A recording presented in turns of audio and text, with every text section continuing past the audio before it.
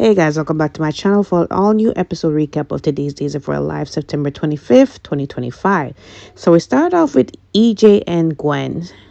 So they are in their secret hideaway from his office and they're discussing, what this free clinic might bring, considering that, they're not really in it for good intentions. They have something that they're cooking up that we are not aware of as yet.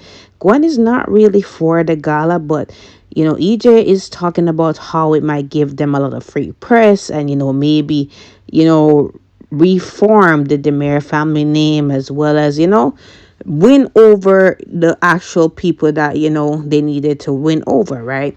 So again, Gwen is not for it, but she goes along with it. So at some point, he tells her about this electrician that is supposed to finish the wiring. And, he's telling her how, this electrician, he's paying him off to basically leech any electricity from the hospital for this whole plan that they're doing. So, again, he hands her off the money because he has some meeting to go to. So she doesn't want to do this because she wants to be just a silent partner and doesn't get her hands dirty. But again, EJ saying like, look, I really need to do this so that I can go to this meeting on time, right? So he leaves her there, right? And she's stuck in there. At some point, there is this huge blackout in Salem, which I will discuss in the different scenes. And she is stuck in there because, again, this is a high-tech door and they have to, access a code to open it, which requires electricity. And now she's stuck in there. Now, Johnny is in the square. He picks up a crib and he sees Sophia. So Sophia is like, what are you doing with that? So he says that I guess you and Tate gonna find out anyways, but me and Chanel are in the process of adopting a baby. So she said again, that was really quick, like, what changed your mind? So he said, I understand that it was hard in the beginning and I really let you down with not adopting your baby in the first place, but I am ready for it now, and me and Chanel are in a good space that we can adopt this baby. And she's saying, okay, how is it going? So you can tell in her tone, in her voice, you can tell that she's not entirely happy about them doing this and going through with this. But again, she's just acting it out. So he says to her that they're meeting with a social worker, and hopefully if everything goes well, they'll be able to adopt a baby, right?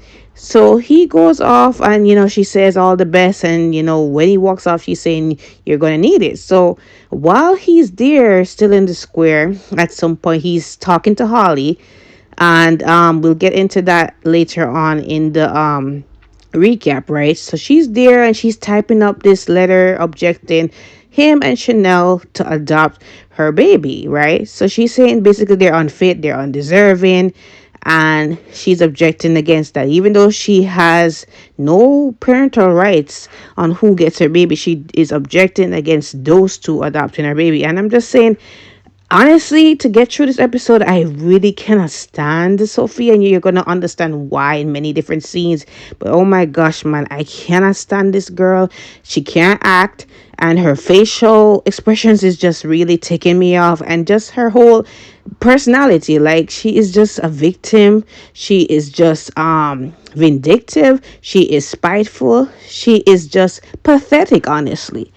So Marlena and Belle are talking, and they're just catching up, and Belle tells her that she wants to talk to her about her dad's last will and testament. So she tells her about the conditions that he would want, in it, and she's fully aware of what, John wanted to proceed with, once he's passed away, right? So she said that, it's not only that, it's the fact that the hospital is under new management, and John's request from his last will is basically to donate a portion of money towards the hospital and its needs. But because it's under EJ's management, she's just worried that the money might not be put to good use.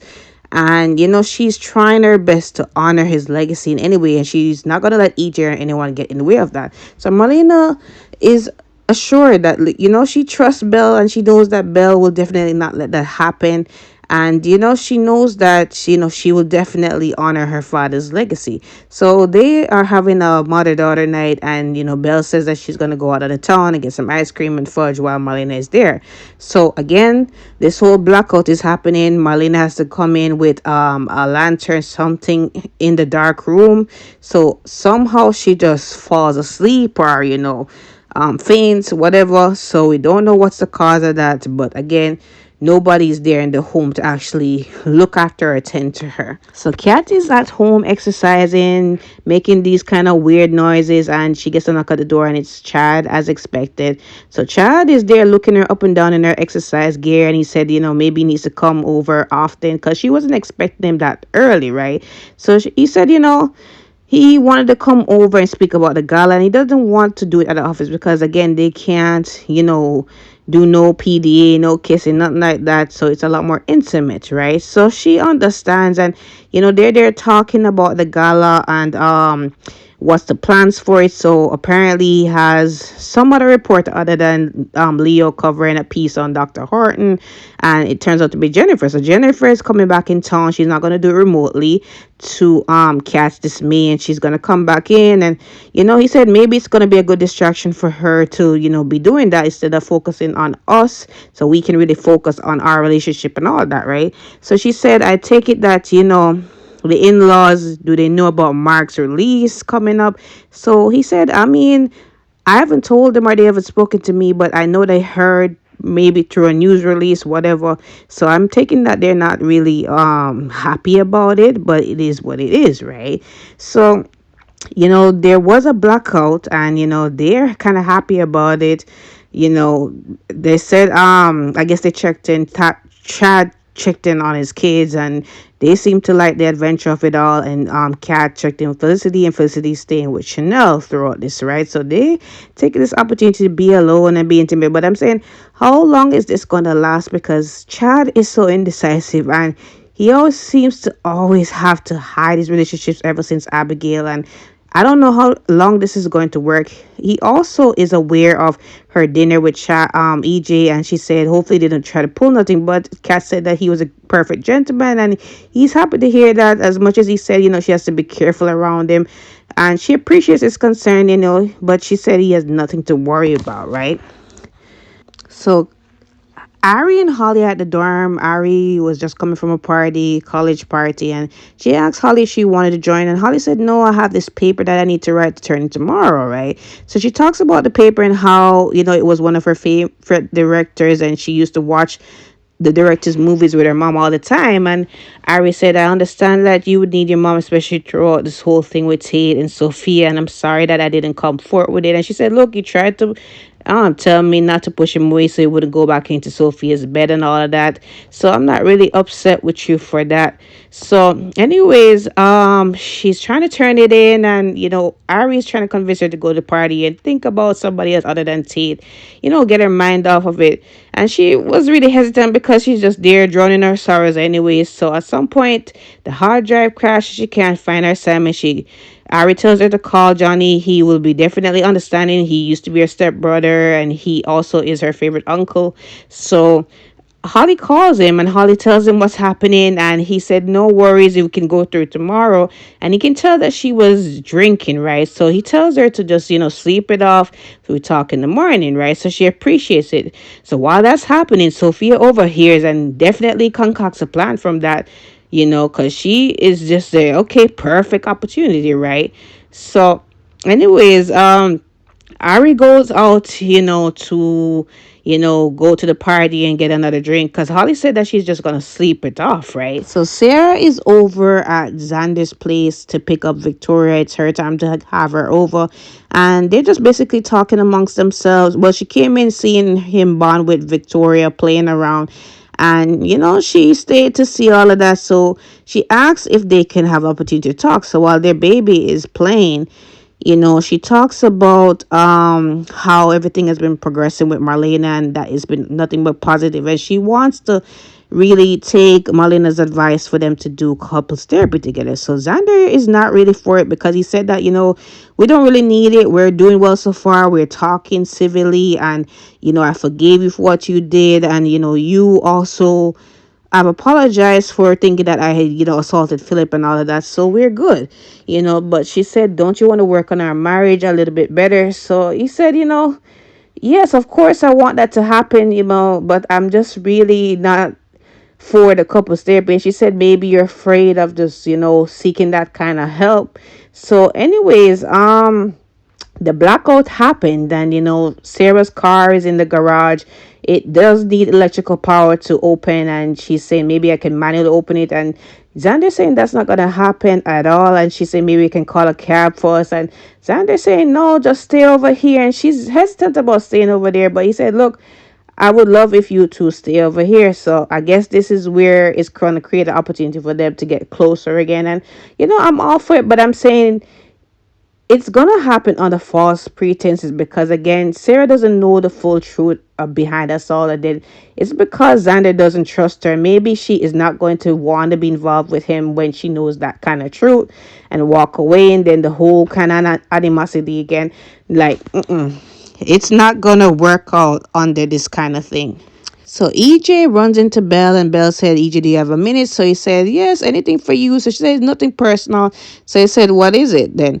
So she said, my father in his last will requested that a portion of the money sent to the university hospital, and now that you're managing it, I want to make sure that the money is being put to good use. So he said, I can definitely respect that, and I assure you that it's definitely going to be put to good use, right? So anyways, they're waiting on the elevator, and she said that she will just wait on the next one. He said, come on, you can't take an elevator with me. So anyway, she goes in there, and they're standing up, and to her dismay, they're there talking amongst each other. And the blackout happened, right? So now they're stuck in the elevator, and it's not working. He calls the telephone 911 to ask for assistance. Of course, with the blackout, they're swamped with so much calls. So at this point, they're stuck in there, and she's saying maybe the hospital has backup power. And he said by law they have, and there's an elevator that uses power, but this one isn't it. So now Billy's like, really, this had to happen.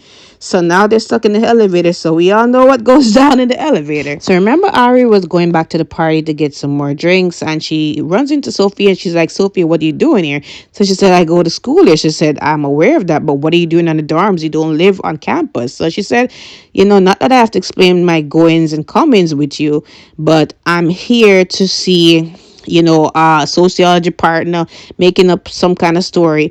So anyway, she asks Ari, how is Holly doing? And she said, how do you expect? Like, you were with her boyfriend and all that. So she's like, are you team Holly now? So she said, I'm not team anything, but like, you just need to give her a space, right? So she go to the party, and then that's when Sophia comes in, and Holly is definitely belligerent. She's drunk. She's like, what are you doing here, right? So she's stumbling, right? And she's saying, like, you boyfriend stealing B, like, what are you doing here? So she said, have you been drinking? Just trying to like divert the situation. So she's trying to go after her, and then Ari comes by. Ari's like, Sophia, what are you trying to do in here? So she said, I didn't mean no harm. I was just trying to say sorry and all that. So poor Holly is stumbling everywhere, and then Ari takes her to get cleaned up. So Sophia's there still sitting and saying like, perfect opportunity. So at some point, Ari brings her back in the room, and Holly's like, what are you doing here still? So she said, I just wanted to make sure that you're safe, Halt, and blah blah blah. So she said, don't call me that, right? So at some point she did, put something in her cup, and it was funny. It wasn't no soda. So she, gets sick off of that. She ends up going to bed. So Ari doesn't go back to the party. She said that she's just gonna get a shower. So at this point, brush her teeth, but she goes into the bathroom, and while she's doing that, Sophia takes the opportunity to take pictures of Holly with her bra exposed. I don't know if she's trying to set that up to Johnny, or send the picture to Johnny and mess up his marriage and mess up his chance to adopt her baby, and create a scandal, actually, because that's what she said on the letter, that he's having an inappropriate relationship with Holly based on his phone call with Holly in that square too. So again, Sophia's up to no good. I can't stand this girl. I can't wait till she is brought down, not only for the whole adoption thing going badly, and just messing up with Holly, like just because she's jealous, bitter, vindictive, and disgusting. Like honestly, I can't stand this girl. But anyways, that is it, guys. Comment below your thoughts on today's episode. Don't forget to like, follow, subscribe to my channel. I will see you guys tomorrow.